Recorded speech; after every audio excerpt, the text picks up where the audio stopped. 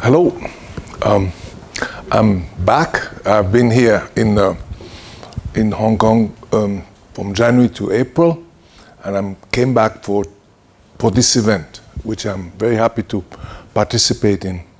And I will talk about the ocean at first, generally, and our interaction with them, and then I will focus a little bit on China. And I will start with nature. This is we all like to be in that. We scientists all like to be in that journal. And I was consulted one time, and by one of the journalists, and they asked, "Why do you need catches? The catch of fisheries?" And I wrote, there are good reasons why we need to know the catch of fisheries. And I didn't know that I was going to be involved in a debate about catches are useful, but not for stock assessment, for evaluating fisheries, because this is a specialty of population dynamics experts.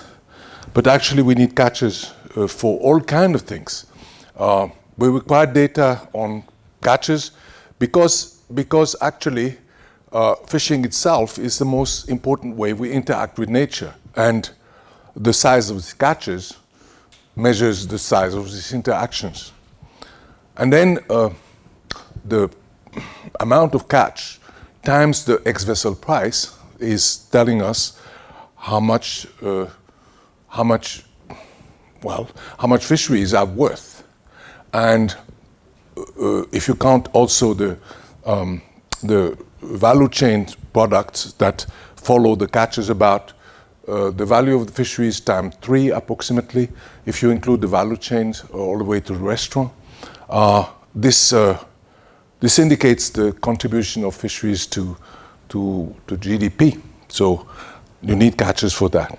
And also, if you want to evaluate the extent of criminal or fraudulent activity of fleets operating without license or access agreement, you need catches. Indeed, one can argue that you don't know anything about fisheries if you don't know the catch. And for this, in order to know the catch, you need accurate statistics. And scientists that work in their country or in their region usually have direct access to local catches, even access to the fishers themselves. So they will have information on catch, and obtaining a proper idea of the fishery is not difficult. But as soon as you work internationally, you need catches from statistics from FAO, the Food and Agriculture Organization of the United Nations, because you cannot do field work in lots of countries, and you cannot estimate by yourself the catch of Indonesia or the catch of China or the catch even of Hong Kong. Now, I have for years used the FAO catches like everybody else, but the FAO has FAO catches underestimate the catch in many countries. That gradually I realized that FAO really strongly underestimates the catch of most countries and overestimates the catch of a few countries. And that's China, Vietnam, and a few others, where the political pressure on the statistical system is for increased catch. So we have underestimated catches in most countries of the world and overestimates of catches where the government wants to make a good impression. So if for the underestimation, it is a matter of compensating, of adding catches that are not reported. Usually, the countries that are members of FAO, all countries, report the catch of industrial fisheries, of big fisheries, usually. And usually the catch of small-scale fisheries are not reported. And it's a vicious circle because the small-scale fisheries are small, people think they are not important, and they don't report on it, so they're even smaller, and then people have the impression that, but actually you can get out of this, and you can estimate the catch of a fishery that you don't know about, because fishing is a social activity. You cannot fish without being observed. You cannot fish without producing a fish that a restaurant will use or people will consume. So you can always infer the catch from indirectly. For example, in the South Pacific, for many islands, we have inferred the catch of reef fishes from the consumption data, fish consumption data that is provided by the World Health Organization that does interviews in these countries. And when fisheries exist and FAO doesn't give catches, any estimate of catches is better than zero, which is precisely zero, even an uncertain estimate. And the reconstruction of catch that starts with using the reported catch data. This is like a puzzle. You start with the corners, and you start with the edges, and then you put all information that you have in from different sources. I mentioned the WHO, the World Health Organization, but you can have studies by anthropologists, field studies. You can have gender studies that are studying the fishing by women on reefs. You can have all kind of indirect information. And on example, and then the picture that you get at the end is the reconstructed data. This is a reported catch plus the unreported catch. An example in the Bahamas. The Bahamas is a little country of islands east of Florida. Now, the government of the Bahamas reports about 10,000 tons of fish,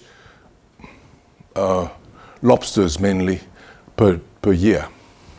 But in reality, they catch 2.5 times that much, and we inferred that, or rather a Bahamian student who worked with us went to the different hotels, and they asked the millions of visitors that you get, where do you get the fish that you sell them?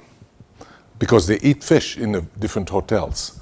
And she identified then the suppliers of these hotels, and these are all fishers who sell their catch directly to the hotels.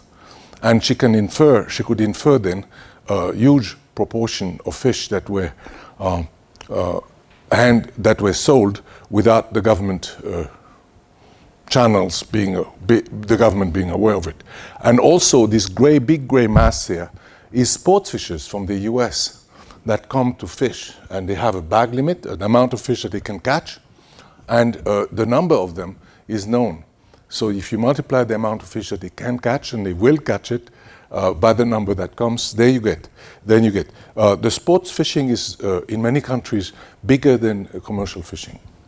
So that is the catch of the country and not the 10,000 tons.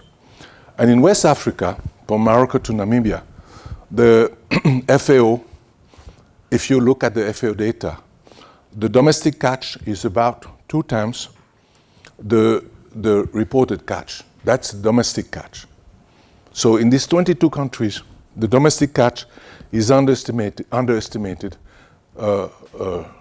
Only half of the catch is reported. The discards, the fish that is thrown overboard, is not reported. The subsistence fishing, that is very important for direct consumption, is not reported. Recreational fishing, there is recreational fishing, is not reported. And this also doesn't, the domestic catch, that is the only domestic catch. In fact, the domestic catch that is reported is only 1/4. in reality, a huge amount of fish is taken by foreign fleet and reported elsewhere. And thus a consultant or a researcher working on FAO data would assume that 1/4 of the catch is made in West Africa, but in fact a huge amount of fish is caught legally and illegally, mainly by Spain and France and Russia and others, and now China in West Africa. And they wouldn't know that because FAO doesn't indicate that this catch has been taken in these countries. So that's for underestimation. For overestimation, that's a different story. This is more difficult to deal with overestimation. And in the case of China, FAO at the beginning of the 2000 asked us to look at what is wrong with the catch statistics from China, which were growing exponentially. And we wrote a report, the marine fisheries of China, consisting of two parts. One that I will mention afterward, and another one where we look at the literature about incentive for over-reporting. And socialist countries, and the Soviet Union was similar in that regard, have incentive to over-report, or rather the functionaries, the people who work in the government, for the government, have incentive to over-report because they're promoted on the basis of the industry that they work in. So if somebody is in charge of a district and or of a branch of the economy and reports great advances in that sector, they will be promoted, or this industry will receive subsidies, and so there is a strong incentive to do that. There is a huge literature about that, about this phenomenon. And recently, I was in Qingdao. There was another article in the Chinese press, about two provinces over-reporting their GDP by about half.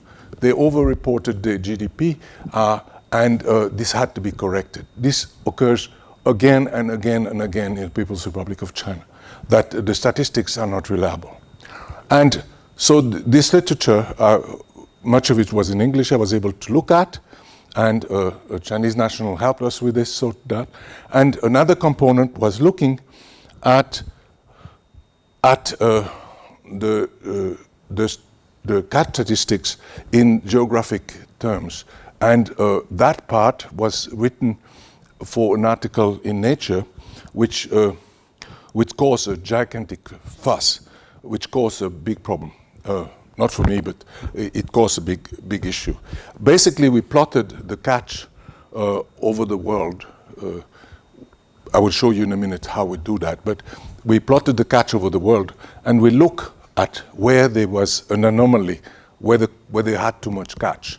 And China had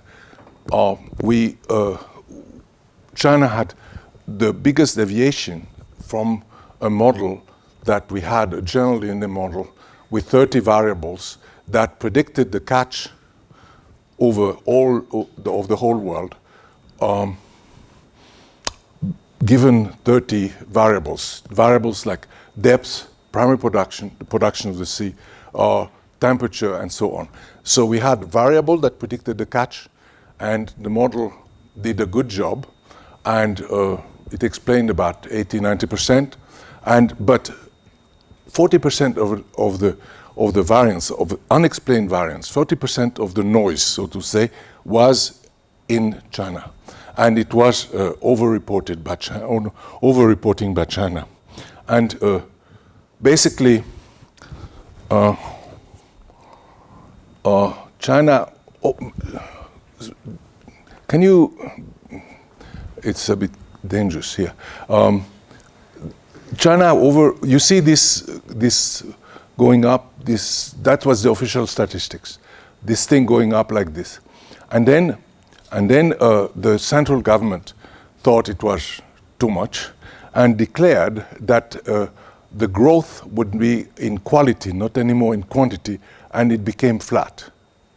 And our model attributed this much of the Chinese, of the catch, of the reported catch to the Chinese water.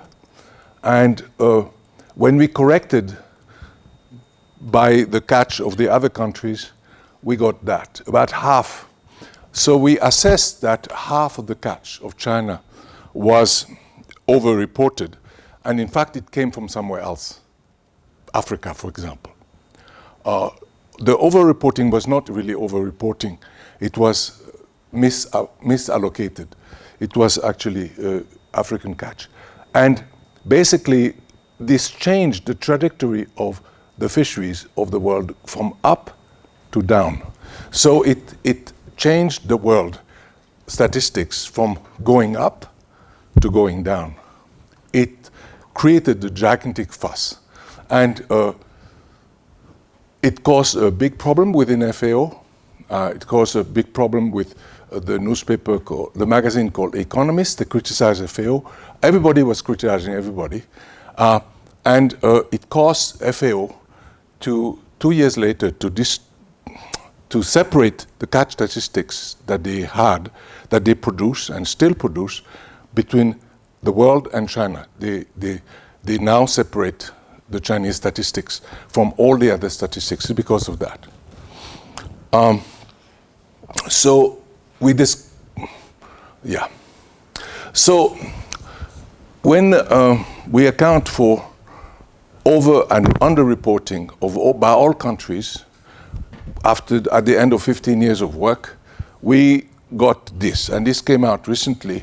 The world catch is about 50% higher than we think, but it is declining rapidly. And why is it declining? It's declining because we're fishing too much, and we're fishing too much, especially in Asia. The fleet development in Asia is tremendous. This is mainly China, Japan, South Korea, Taiwan. India is coming into the game. The fleet development is tremendous. And Europe is also growing, even though they tell us that they are decommissioning, this growth is also taking place. So we have too many boats. When you have too many boats in the water of your country, what always happens is that the fleet, if you are industrialized country, the fleet move abroad. And all big countries do that. And this was China in 1950. It fished in the Chinese water. This is China now. Now, this is not only China, this is France is fishing like that, Spain is fishing like that, the US also is fishing, not so much, but almost like that, and Russia is fishing like that, or basically from there to there. Now, and so they expand. They also expand in depth, but that I will not deal with this. And that is, all countries do that. Now, what I showed there was the distribution of catches. You can also express this as a distribution of the primary production used by fisheries.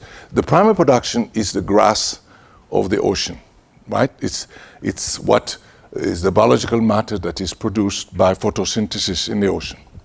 And in the coastlines, along the coastlines, there is lots of primary production and also lots of fishing. In the offshore, there is not much primary production, but there is fishing also. And this primary production moves up the food web. It's phytoplankton, it moves up to zooplankton, it becomes small fish at trophic level 3, feeding level 3, and usually most fishing is around 4 because we catch tuna, cod, and meru, groupers, and that we like fish at about this level. So one tuna is equivalent to 10 tons of prey fish because the transfer efficiency from one level to the other is 10%. So if you have 10 tons of prey fish, it's equivalent to 100 tons of zooplankton, equivalent to 1,000 tons of phytoplankton. So the different fish that are caught at different trophic levels, 3.5, 4.1, 4.2, they can be expressed as phytoplankton. So we express everything as phytoplankton, and then I will show you a film. This is the first time I show it. It was done 3-4 days ago. So that was the phytoplankton use in 1950. Okay? Now sit tight.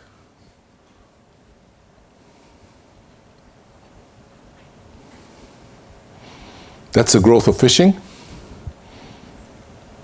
over time. That's the expansion of fishing over time. That's my chance to get an Oscar. Oops. So you see how fishing developed. We're almost done.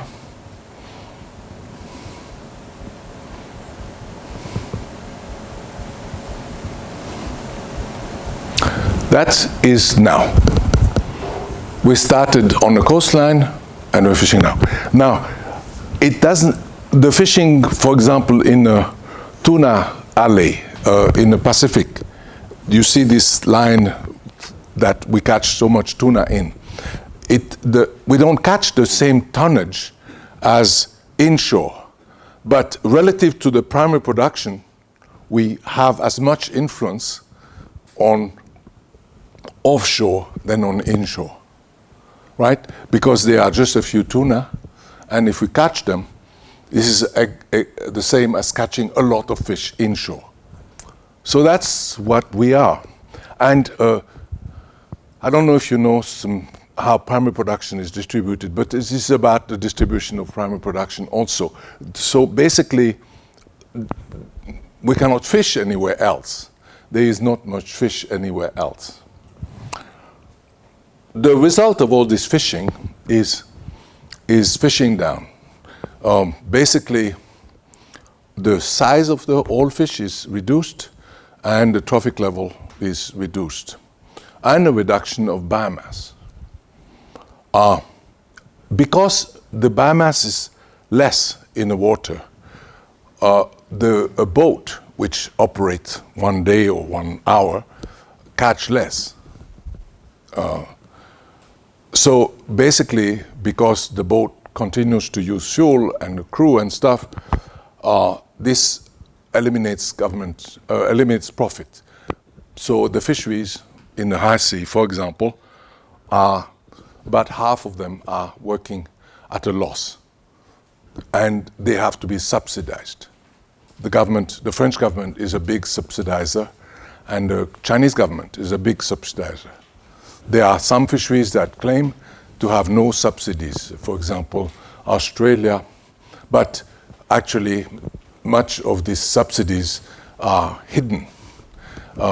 In France and China, they are more visible. And one consequence of the profit loss, of the fact that fisheries don't make profit anymore, is the increase in slavery, because slavery reduced the cost of having a crew. And slavery at sea is getting to be a big problem. But I will not elaborate on that. And tomorrow we will see this fishing down process in China will be shown by Dr. Kui Lang. Now, the expansion in a finite ocean means that there is resource depletion, but it also means that there is increased competition between the different countries. And, for example, between China and the EU.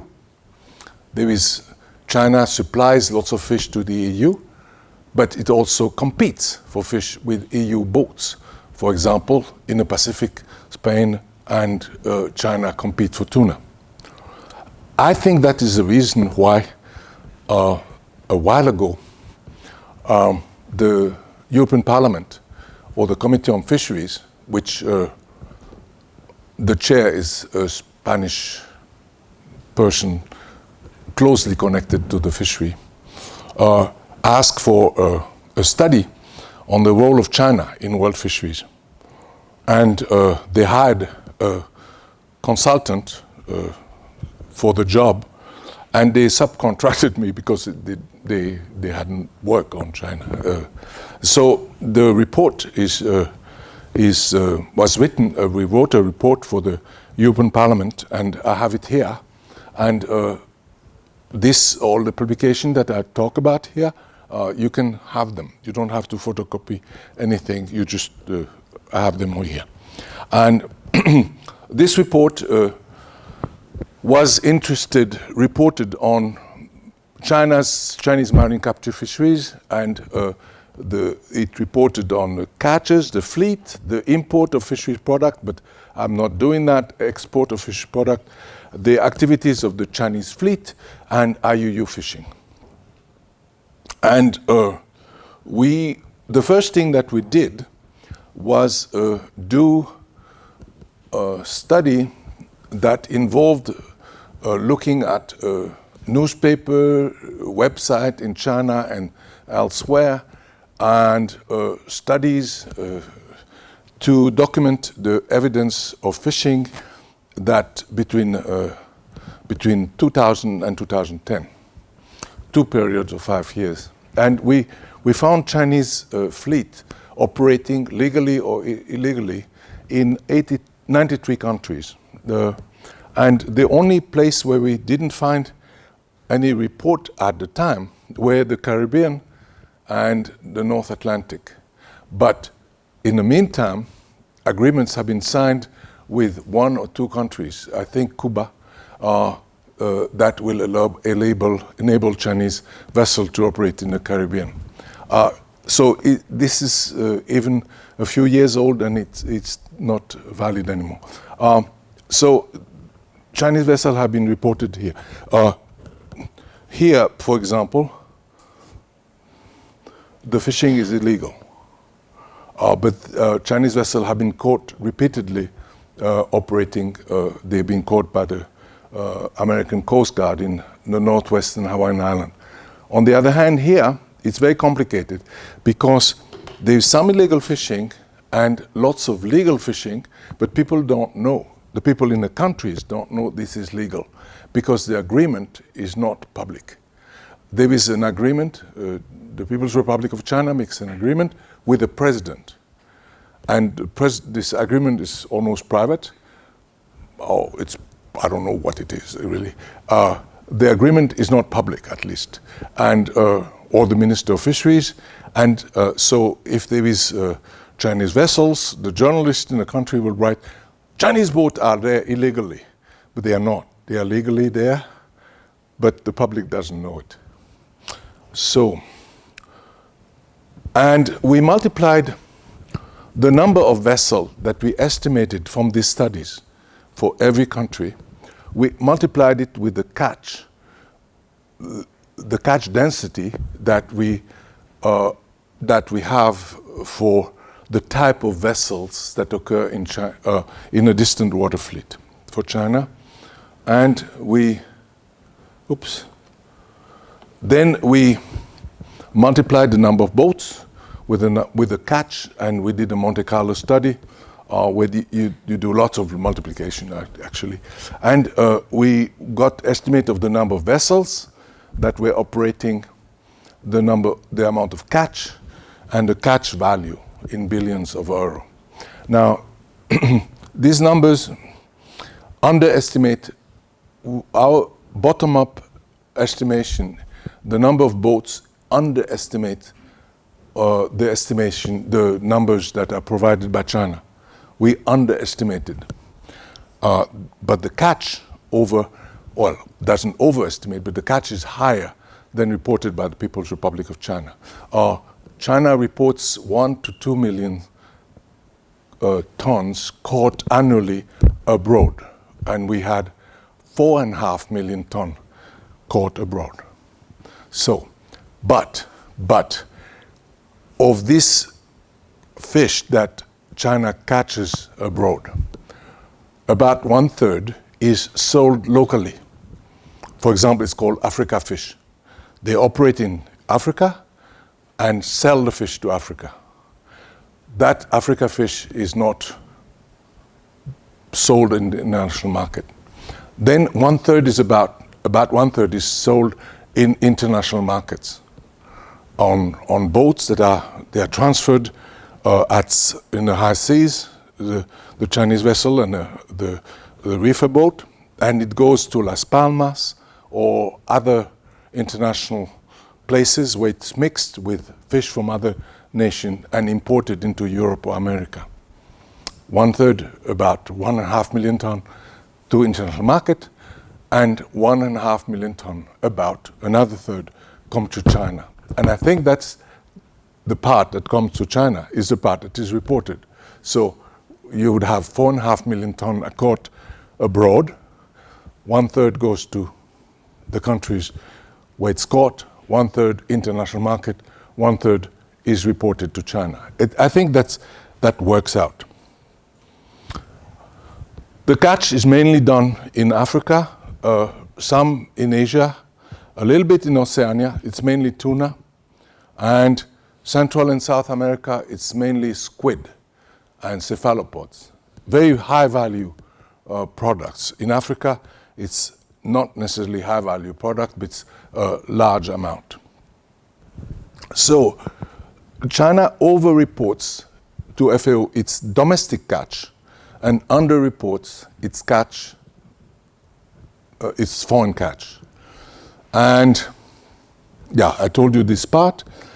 And the fleet numbers are official numbers, about 300,000 motorized vessels.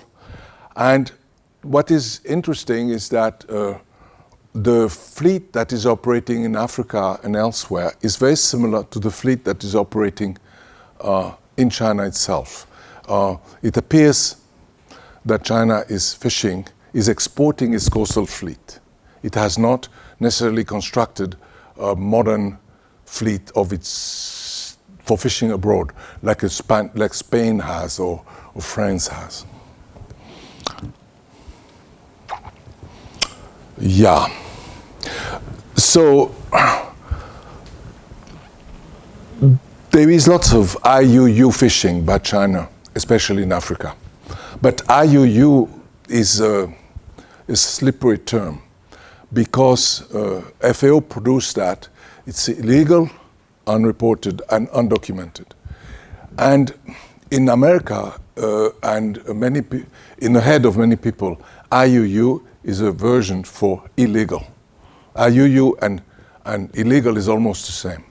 Actually, in the operation of China are sometimes illegal, but actually most of it is unreported, and much of it is, or some of it is legal, but people don't know that it is legal because it doesn't look good to say that you have an agreement to fish in this and that country. So there is a problem of transparency and limited capacity to collect information. So these were the recommendation or the main finding. China is joining international agreement and it's getting better and better. And the key point to be reported here is that China has a tendency to agree to international agreement. If everybody agrees on something, China tends to agree, as opposed to Japan, which you can see them at the International Whaling Commission. The world is against them, and they don't budge. They don't change the opinion. It seems that China, as long as everybody does it, will go along with things that that the world does. We've seen that with ivory, the pressure on China to not import ivory. China responded by not anymore importing ivory. I think it's beginning this year, right? And so China wants to be a player that can be used for fixing the operation of China's foreign fisheries. The problem probably is that the national government in China has decided that the foreign fleet are exploiting what they call the granary of China. The high seas are viewed as the granary of China, and everybody wants to fish in the high seas, and there will be increasing competition and conflicts if they are not sorted out. And the last point here, the activities span the entire gamut, the entire span of IUU activities.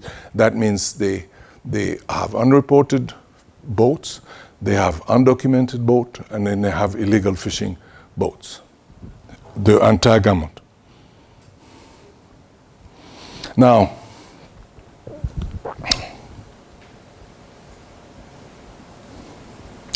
we have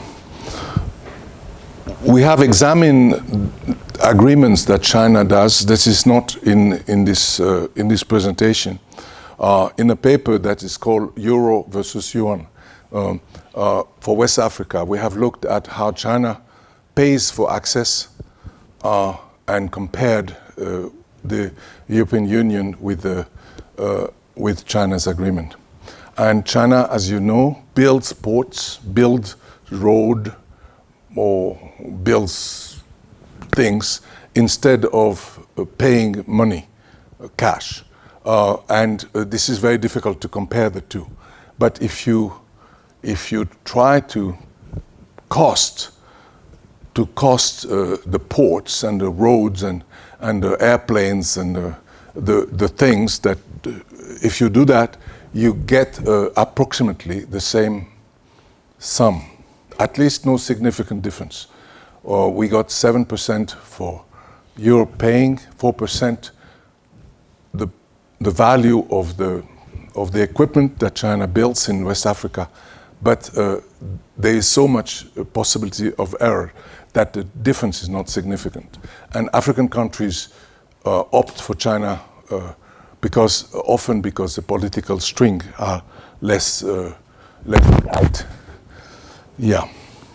So we published the result in a leading fisheries journal. Not only the report, but we published the result, and this was reviewed in Nature, and it was the recommendation that we did to the EU Parliament appeared to be still, what I can tell, they still appear to be valid. That FAO should insist on proper reporting of catch data. We promoted the creation. We suggested that a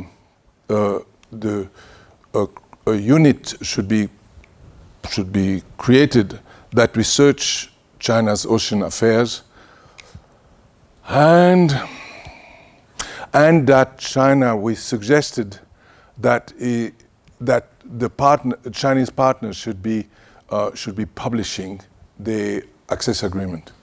Because the access agreement that Europe has with all countries, they are public. You can look at them, and the Chinese agreement are secret, confidential. The Japanese agreement also are confidential. Another problem is who owns this distant water fleet. It is very difficult to track them. Many of them are owned by companies in Cayman Island or somewhere in the Caribbean. And they are shell companies that are owned by shell companies, and it's very difficult to find the beneficial owners of Chinese fishing companies. in the long run, or it is the case now, that Interpol looks at illegal fishing, and it's not anymore a fisheries matter. It's a matter of criminal.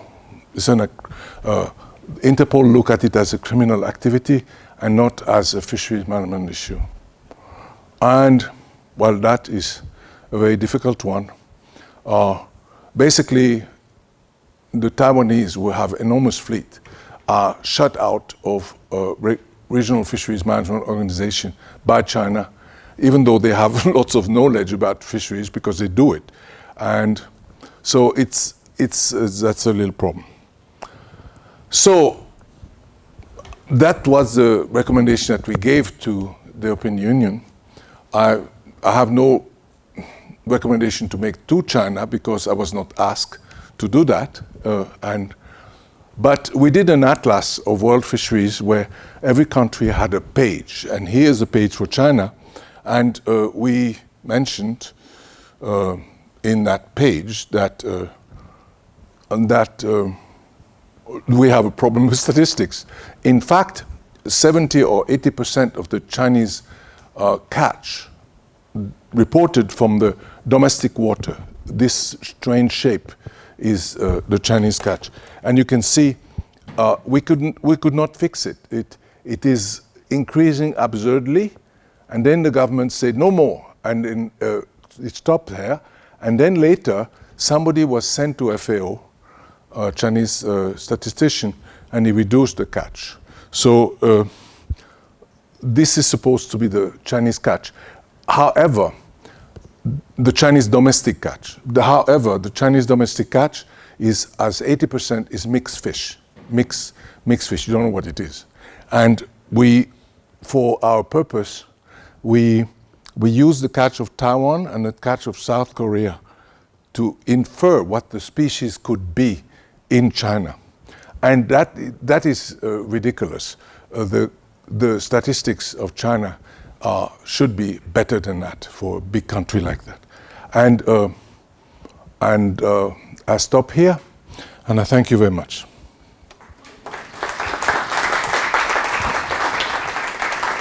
And I will answer questions, obviously, if you have them. Yeah. Hello, Kenny. I have two simple questions. First one is, 10 years ago, World's paper saying that in 40 years we don't have any wild marine fish to eat. So it means only 30 years down the line. So with your new update estimation, what is your view? Okay. The paper that you allude to by Yuan et al. In Science was not saying that there would be no fish. What it was saying is that the fish that we would get would come from collapsed stocks. Now, it was wrong. The press release was completely wrong, because a collapsed stock is a stock that is less abundant than before, but it can actually continue to produce fish. And in a study in 2006, they wrote that a stock that produced 10% less, that produced 10% or less than the historic maximum, is collapsed. Now, many fish in the world come from stock that have collapsed, but they continue to be exploited. For example, cod in the North Sea is a collapsed stock, but it continued to produce. Herring in the Gulf in France is also collapsed, because it had a much bigger catch before, but it continues to produce fish. The fact that the world catch is declining is an indication that this process that they talked about, the collapsing of the reduction of the catch for many stock, is actually happening. That the press release was wrong, because it talked about collapsed stock, and everybody, including yourself, understood the fish are gone. But this is not what it means. It means it produced less. So that was mistake number one. And mistake number two is 2048, precisely a year. we can extrapolate the decline that we have in our case, the decline that I showed. We can extrapolate it, and it perhaps will be 2070 or 2060. I don't know, but I would not do that, because then the people would say I'm crazy. So it was very stupid of them to give a date. But it's clear that the stocks are declining, that many stocks are collapsed. Practically all stocks in Hong Kong are collapsed by that definition. And if the Bahamas is 1 or 2 or 2 or 3% of what it was before, the catch would be collapsed also, right? So this paper was completely right, but the press that they got it wrong, and it was in part their fault because of the press release that they wrote. My second question regarding the deep sea fisheries now seems more intensified in the past 5-10 years. Deep sea fisheries are like a Ponzi scheme, a pyramid scheme, because in a deep sea, the energy that for deep sea trawling, you require so much power in the engine. And the fish that you catch are such low quality that you cannot fish without subsidies. And basically, an operation that fish for deep sea is a subsidized operation, fishing for subsidies. And I'm sorry to say we have such fisheries a lot in France. We have two cities, one especially in Lorient, that where they fish in deep water for subsidies. And these fisheries cannot be sustainable because the fish living in the deep sea are extremely long-lived. And so you go one time and this is gone. This is the contrary of sustainability. But, and these fisheries can be understood only in the context of subsidization. You cannot make money otherwise. Subsidization, by the way, subsidies, I didn't talk about it, but it is now discussed at the WTO. There was, 10 years ago, there was an attempt to get rid of subsidies in fisheries, didn't work, and now they're getting back to it. Because deep sea fisheries and high sea fisheries, they use so much fuel that they have to be subsidized. And subsidies to fisheries that are otherwise losing money is crazy. Yeah. Farm fishing can be a solution? But, Farm fishing. the farming of fish is obviously always mentioned as a solution, and the example is China. And I would like you to realize that farming of fish, there are two types of it. I call it A and B. There is the farming of clams and mussels and oysters. That I would call it A. This is the farming of herbivorous fish, or herbivorous animals, that you don't have to feed them, or you feed them with vegetable matter. For example, carp in China, freshwater fish are very much liked, and they farm and produce a net product. I mean, it's a net addition, this aquaculture A, to the diet of human. And there is aquaculture B for bad, where people raise carnivorous fish, carnivores. They have to be fed with flesh, with meat, and they fed the flesh of other fish. And this form of farming, salmon and sea bass and groupers, is not an addition to the fish that is available. It's actually a reduction, because you need 4 or 5 kilos, or even in the case of tuna, 20 kilo of sardines to produce 1 kilo of tuna. And this form of aquaculture or farming is profitable only because the price of tuna is crazy. It's like a drug. So while farming A can feed the world really, literally, farming bay can starve the world because fish that can be consumed, for example, in the Mediterranean, sardines are difficult to get now because they're all used for fattening tuna that are exported to Japan. So never put together aquaculture A and aquaculture B. It's like in agriculture, the production of wheat and vegetable and so on is not the same as the raising of animal. And you cannot add 1 ton of cow plus 1 ton of hay or wheat. You get 2 tons of what? You cannot put it together. Now, the trend is actually to go toward aquaculture B. And China, which had a big experience and a beautiful form of aquaculture A, is moving toward aquaculture B and has become the major importer of fish meal to feed aquaculture B. So it's very negative. It's a very negative trend because now China produces fish for export or luxury fish as opposed to fish for large-scale consumption.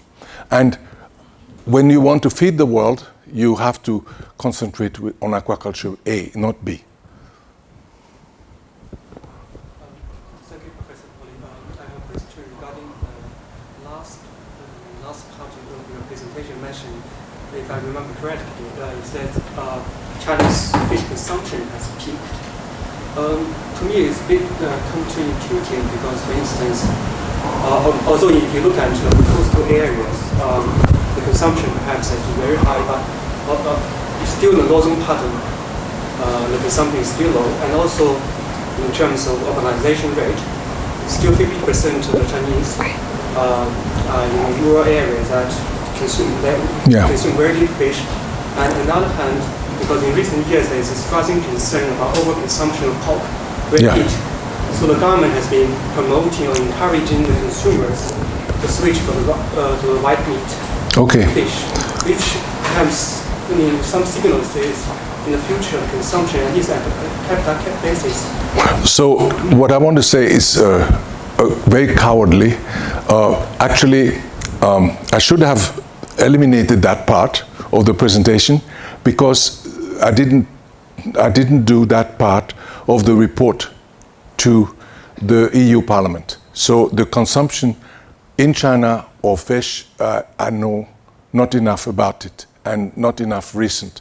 But I can speak about a government recommendation to eat more fish. These recommendations are weird. The British government recently suggested that people should eat twice as much fish because it's healthy. You can argue about this is whether it's really true because, for example, tuna contains lots of heavy metals, and now with the plastic stuff, we're gonna get hormones feminizing hormone or other to fish. But never mind that. The point is, where is Britain gonna get 2 times more fish? For the fish and chips, they're already using sharks because they don't have cod to put in the fish and chips. So the British government, by recommending the British should eat 2 times more fish, is making a statement that is absurd because they cannot get twice more fish into the British market. Europe cannot get twice more fish because it already is sucking all the fish from West Africa. Now, I read a few days ago an article about Senegal. Senegal has no more fish for their own consumption. It was one of the richest countries. Now, in fish, and the fish of Senegal have gone to Russia, have gone to Holland to raise pigs, have gone to France, have gone to China, and now Senegal has no more fish. What it causes is Senegalese cannot fish anymore, and so they come as migrants to Europe. And that is the problem that we have. So this part of the presentation, forget about it. I have not said anything about fish consumption, but I'm wary of recommendation by government to increase fish consumption because it's not clear to me where the fish is going to come from.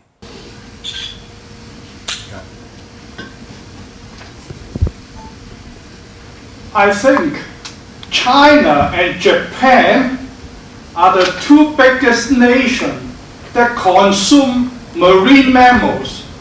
Like we eat all the shark fins from Africa, and Japanese catch all the tuna fish and whales from Australia water.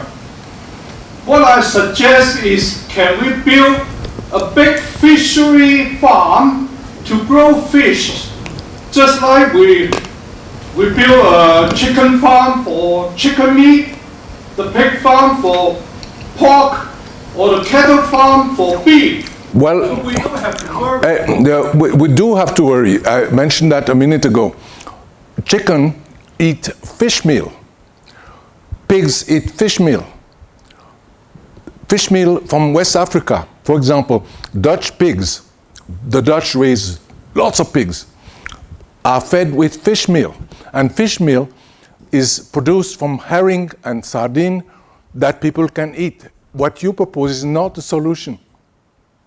Producing aquaculture of carnivore, farming, producing farmed fish, if you use fish to feed the fish, you will not have more fish, you will have less fish. So it's not simple. And if you want to eat marine mammal, you're free to do that, but you will be poisoned with heavy metals.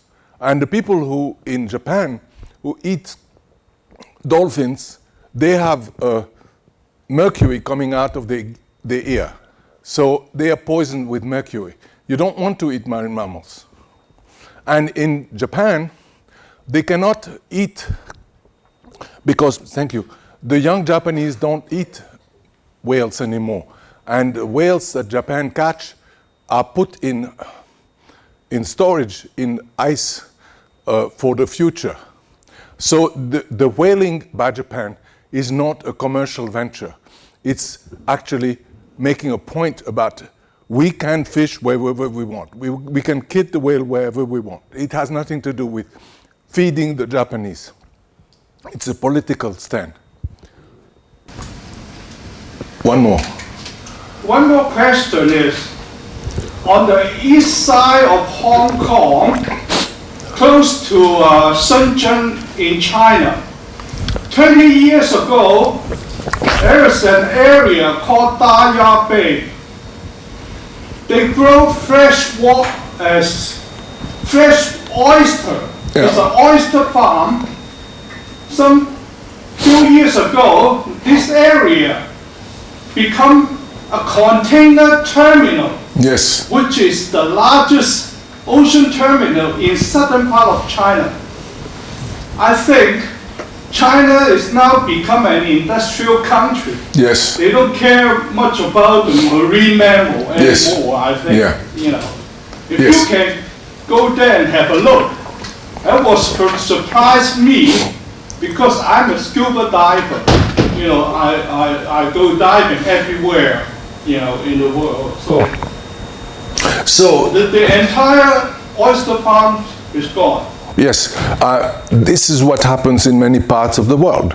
But at the end of the day, we cannot eat containers. We can eat what is inside the containers, perhaps, but we cannot eat containers. So good luck with the containers. This is it. So actually, sorry, I just want to respond to you.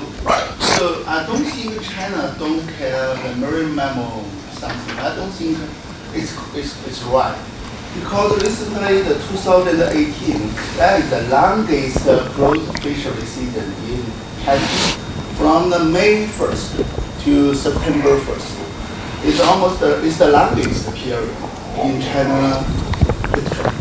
So, and also there are lots of marine protected area in China for marine mammal. For example, I'm from Xiamen. Quite increase of the white Chinese dolphin abundance in Xiamen. Yeah, and also in 2017, the Chinese, the SOA, had a ban to all the large commercial land reclamation along the whole China coastline. So I don't think don't care. Just maybe in some area, the transformation from the agriculture to the industry. Yeah, I don't think they don't care. Maybe they just take action, but just still like say the professor say, yeah, just maybe need more efficient, maybe more good management. Start to action. That's my response. All right. Yes. Apart from reducing our consumption of fish, do you see, do you envision another path where we should go? There is a solution to this, which is the rebuilding of stocks. In all countries, if you reduce fishing, the stock will rebuild. If we take in France, the stocks are very low. The EU has a policy now that if the fishing should be reduced such that the stocks increase. If the stock increase, you have more biodiversity, you have more fish of different kind, they can be better adapted, there is a better response, more resilience to global warming. I didn't talk about that, but this is also a problem. And you can catch more. So increasing the catch along the coast of China or in Hong Kong, or everywhere, you can increase the catch by not fishing for a while or fishing less. The biomass will increase in the sea, and you can begin fishing again at a higher rate and catch more. But it is very difficult to get there because it requires a political intervention by the government. And the government has to reduce fishing for a while. And it's easier politically to continue subsidizing. That's the problem. In France, for example, massive subsidies are given to the fishery. And the EU Commission is actually fining France for giving too many subsidies. This has happened. So basically, if you can abolish subsidies, then you will have fishing will be less because the marginal operators will leave, the biomass will increase, and then everybody benefits. But you have to intervene politically against the people who sit there and want subsidies. That's the major problem nowadays. And in the EU, Spain and France and others are getting lots of subsidies to their fishery. In Asia, China is subsidizing its fisheries enormously. Korea, South Korea, Japan is subsidizing its fisheries. Because otherwise you cannot maintain high sea fleet. They're not profitable. May I reply? Certainly. Before a few years ago, 10 years, 20 years ago, there were a lot of subsidies to fisheries. That I agree.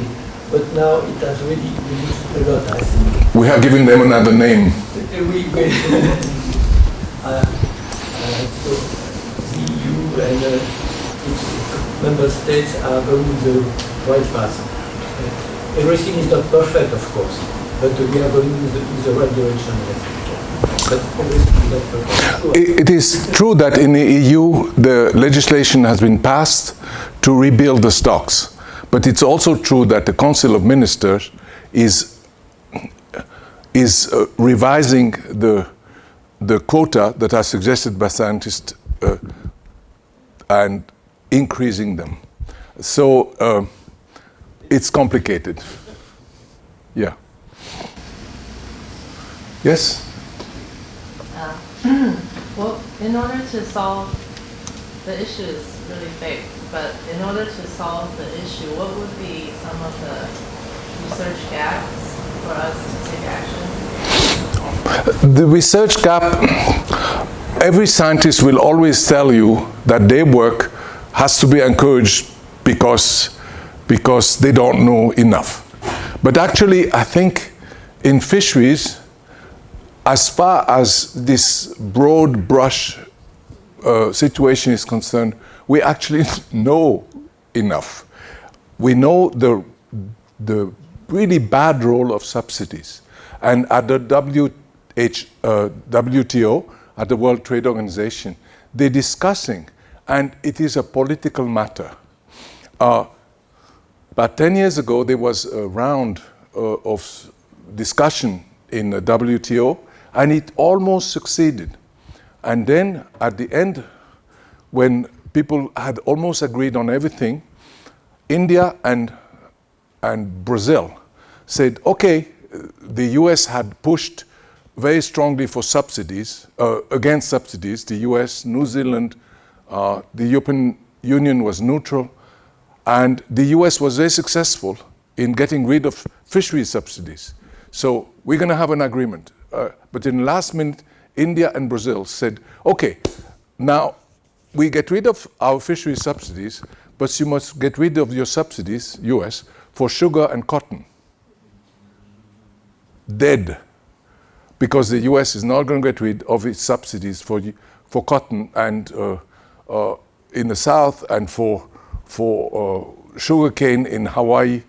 The thing was dead. And so India can continue to subsidize fisheries, Brazil can continue to subsidize fisheries, and China and France and everybody can continue to not subsidize the fisheries because, to subsidize the fisheries. So basically, we know what we need to do. Basically, we know to rebuild the stocks through less fishing. We know how to, and they will do that. We know how to protect some of the stocks with marine protected areas, no fishing zones. We know that. We know all the things, but political will is very hard to get. It's like fighting against global warming. We know what we need to do, but we can't do it. That's really the issue. And it has ceased to be a scientific problem, I think. Though most scientists would like to have more research on this, more research on that. But I think it's not a research issue. It's a political issue now. Yeah? So, in the very beginning of your presentation, you had a slide showing the catches from different types of fishing. For example, commercial, discard, and also sport fishing. So I would like to know more about your view about sport or recreational fishing in the entire world globally.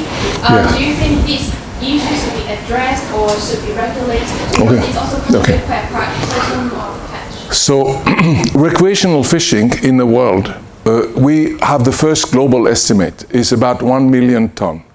A bit less than 1% of the world catch is recreational fishing.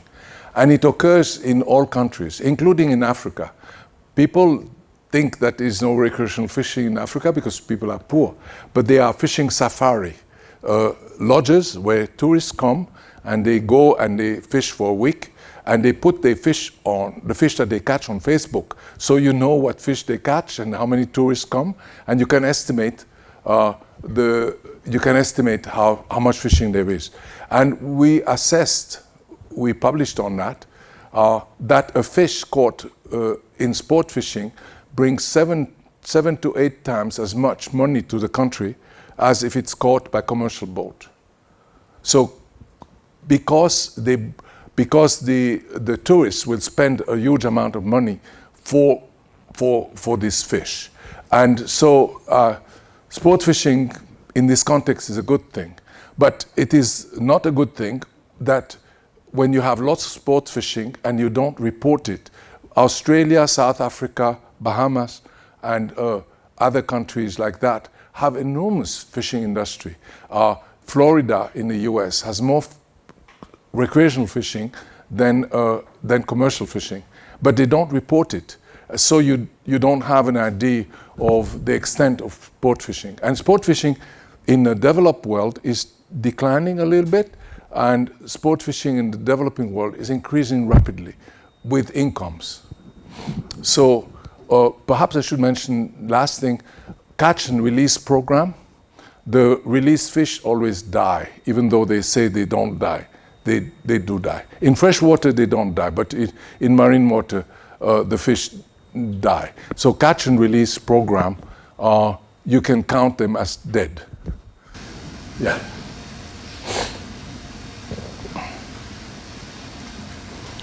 Yes? Thank you. I just want to follow up with the last question. Probably it's a little bit of my ignorance of the sports fishing industry. Because in Canada, for example, I'm sure you know very well, every province, they have very well defined licenses, how many fish that you can catch, how many fish you can keep in sports fishing. But I just want to know, as you mentioned, in many developing countries now, it's becoming more and more popular. Yeah. And so do you know, for example, in many of these developing countries, what are their policies in terms of sport fishing, and also, importantly, is to what extent at this moment are they actually keeping the policies, for example, on how many fish that you can actually keep, and how many, and do they actually implement it well? So many countries have bag limits. So-called bag limit is the number of fish that you can keep a day. How well they are enforced, this bag limit, I don't know. Many countries have forbid scuba diving and fishing at the same time, spear fishing with scuba diving. But that's all I can say as generalization. Brazil has, for example, fishing clubs where thousands of people belong, to which thousands of people belong, and I have a colleague who works on the Brazilian sport fishing industry. But the revelation that was that West Africa has such a big fishing, sport fishing industry, and that it makes millions of dollars for the countries involved. So that's all I can say. There is papers that I can give you the reference to that assess the sport fishing as an enterprise growing in developing countries, and also in connection with this, whale watching and shark watching are also sports that or activities that are increasing and make use of the ocean without destroying anything, just watching. Whale shark watching, for example, is a growing sector in the Philippines and elsewhere. And so you can have, in addition to fishing, lots of sectors that are not covered. Yeah. There was, there in the back. Yeah? Are you aware of any available or emerging technologies, such as electronic monitoring or species recognition kind of? So until yeah. Mainly to help increase the transparency in reporting. Until recently, technology was used to catch more fish, and technology was almost a negative force in fisheries. Now we have satellite technology to view the vessels, where they are and what they do. And there is a website called the Global Fishing Watch that you can see. You can see individual boats operating Global Fishing Watch.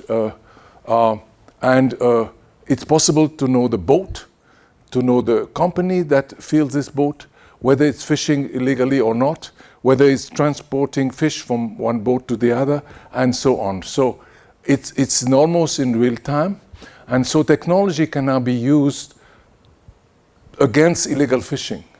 That was not possible until very recently.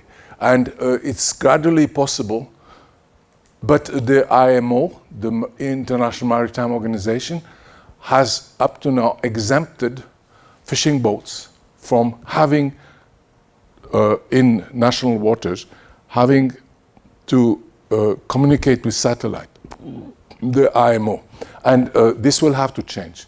It will have to change that the fishing boats operate without connection with the satellite.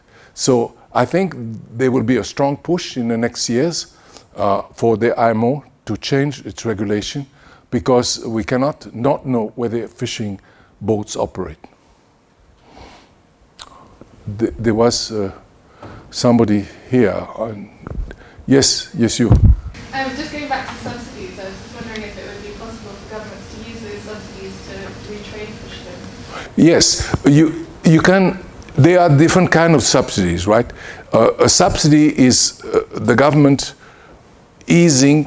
transferring money to a sector or reducing taxes on a sector. And subsidies can have a positive effect, for example, to push electrical cars or something like that, if you want that. And they can have a very negative effect on fisheries if the fishery is overfished. Because if you give a subsidy to a fishery that overfish, the reduction in costs caused the catch actually to decline. I should have included a thing like that, because the revenue curve declines with fishing effort. And so you can have, if you reduce the cost with subsidies, you actually can reduce the catch. Or you will reduce the catch. And this is a very negative effect of subsidies. So they should be used for something else. And if you examine sociologically the fishing population in many countries, they are usually old men that need to go out of fishing, and with their son going in the electronic industry, not in fishing. And this is possible with subsidies. You can subsidize their retirement instead of subsidizing the continuation in the fishery. And that can be done. But the spontaneous demand of fishers is always more boats, more subsidies to continue fishing. But a very smart program of offering a retirement in dignity for fishers, for old fishers, is actually working, would work much better, would make everybody happier. Most fishers in Europe, for example, are in their 50s, and they would actually gladly retire. But many of them don't have retirement funds. They don't have retirement that they can rely on when they're old. Maybe the last one. Daniel, looking forward 50 years, are you optimistic or pessimistic? That's the question that always comes up. I've recently been doing a self-interview where I answered to the question that are always asked at such meeting, and I have found the answer. I found the answer, and it's not yes, I'm an optimist or yes, I'm a pessimist, because the answer is a different one. Something horrible is happening to you or happening to fisheries. We have to do something about it. And whether we will succeed or not, we have to do it. So we do what we do. And I was very much inspired by the film In Darkest Hour with Churchill. They didn't ask him, Mr. Churchill, are you pessimist or optimist that the German will invade the UK in June or May 1940? They asked him, will you fight or not fight? That was the issue. And what did he say? We'll fight them on the beach. What? We'll fight them. And basically, we have a job to do. It is to fix a mess. And we should do that. We should do that. And whether we succeed in 50 years or not, that will be for our grandchildren to decide whether we succeeded or not. But if I answer I'm an optimist, does it mean I will do something? No, you don't know. If I answer I'm a pessimist, does it mean I will do something? You don't know. So it's better to know what are you going to do. And what I'm going to do is explain what happens and what I hope other people will be able to do something about it? That's the question. Mr. Churchill, are you an optimist or pessimist? We'll fight them on the beach. Yeah.